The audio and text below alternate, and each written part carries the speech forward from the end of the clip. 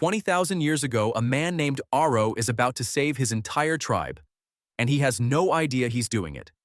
He's not the strongest hunter. He's not the fastest. He's the one who can't sit still. While the others focus on the deer in front of them, Ariaal's eyes are already moving. The shifting grass, a snapped twig, a shadow that's wrong. The others see dinner. Ariaal sees the lion before it moves. He shouts. The tribe scatters. Everyone lives. That night, around the fire, no one calls Ariaal broken. They call him the reason they're still breathing. 20,000 years later, Ariaal's exact brain is sitting in a fourth-grade classroom, being told to stop looking out the window. We call it a disorder now. ADHD, a problem to be managed, medicated, corrected. But here's the part almost no one tells you. Your ADHD brain isn't malfunctioning. It's running software written for a world that no longer exists. And once you see what that software was built to do, you'll never call it a disorder again. Let's go back to Ariaal. To understand him, you have to understand what survival actually required back then. A hunter-gatherer didn't get to specialize. The environment changed every single day. New threats, new food, new terrain. The brain that won was the brain that constantly scanned, took risks, chased novelty, and could lock onto a threat in a fraction of a second. That's not a list of random traits. That's the clinical description of ADHD. Distractibility, which is really wideband threat detection.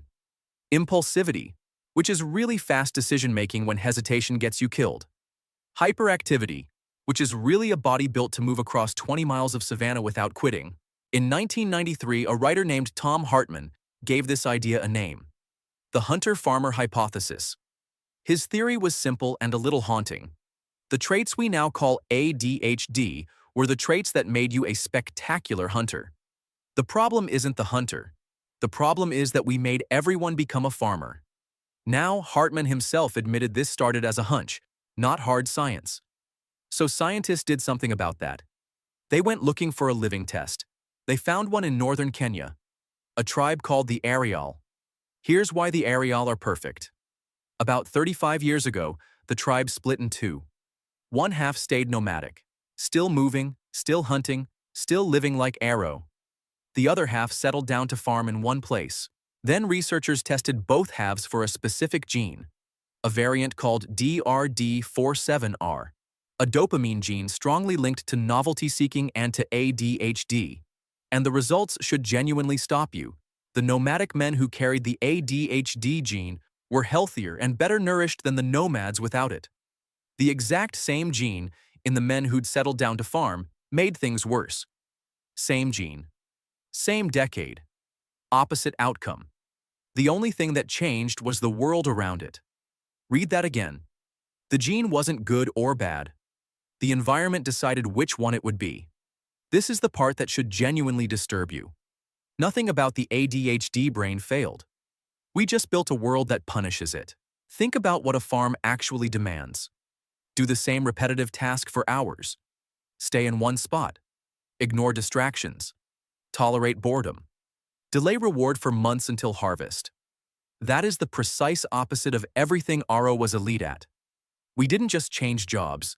We built a civilization optimized for the farmer's brain, and then told the hunters something was wrong with them.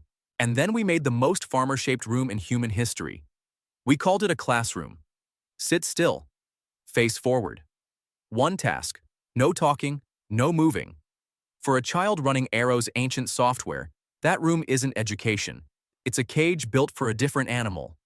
Now, and this matters, this is still a theory, and scientists argue about it hard.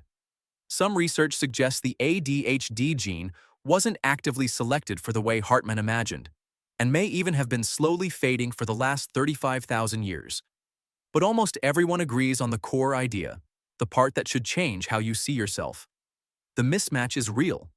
Your brain was shaped by a world of motion and danger, and it now has to survive a world of spreadsheets and waiting rooms. So what does this actually mean for you, tonight? If you have this brain, it means the thing you were told to be ashamed of is a 40,000-year-old survival instinct that hasn't gotten the memo that the lions are gone. That restless urge to move, that's a body built to cross continents. The way your attention explodes outward and catches everything. That's a threat detection system most people simply don't have.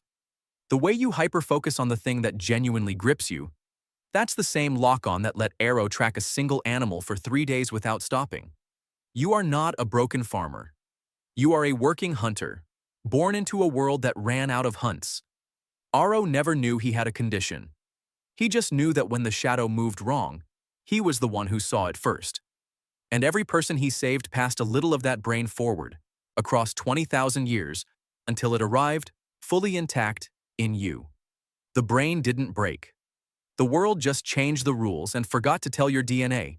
So the next time someone tells you to stop looking out the window, remember why that window matters to you. Somewhere back there, looking out the window is the reason your family survived.